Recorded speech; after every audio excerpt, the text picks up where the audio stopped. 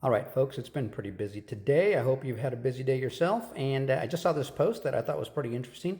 It's always interesting to see what Charles Hoskinson has to say. He's a pretty smart guy. He was an Ethereum founder and or co-founder of Ethereum, and he's also the founder of Cardano ADA. And I like the comments he makes here. Let's check it out. Here he says that ADA founder says it himself. Swift can't survive much longer. The real replacement. XRP, of course, we already know that, already being tested to power the future of global payments. So, it's nice to see that these are the perceptions of a lot of people. It's been my perception for many years, because why are you going to keep a slow and clunky system when you have a superior rail ready to go? And the ISO 20022 standard is pretty much built for blockchain type technology. Now, many people don't know, but Ripple was on the standards, on the board, on the ISO standards board. They helped create the ISO 2022 standard. So, of course, they're going to know how what's required, and they're going to know what kind of technology they need to patent. Remember, I keep telling you, they own the patents to the technology.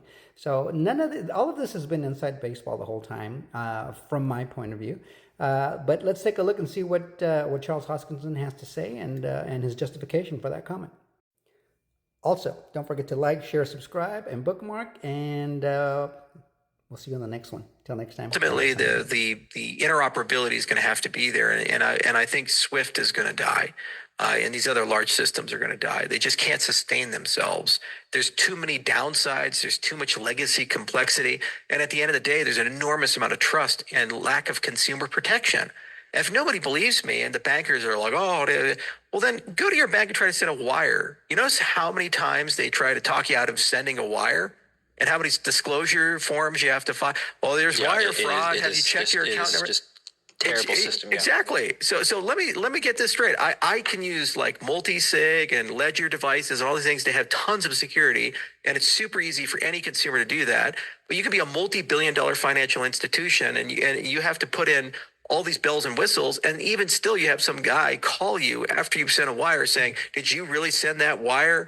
I need to know everything about the transaction to verify that's a wire, or else we're going to put a freeze on it. That's just a broken system, and it can't survive when its competitors tap your phone with trusted hardware in your Google phone or your iPhone, and you just use your fingerprint. We know it's you.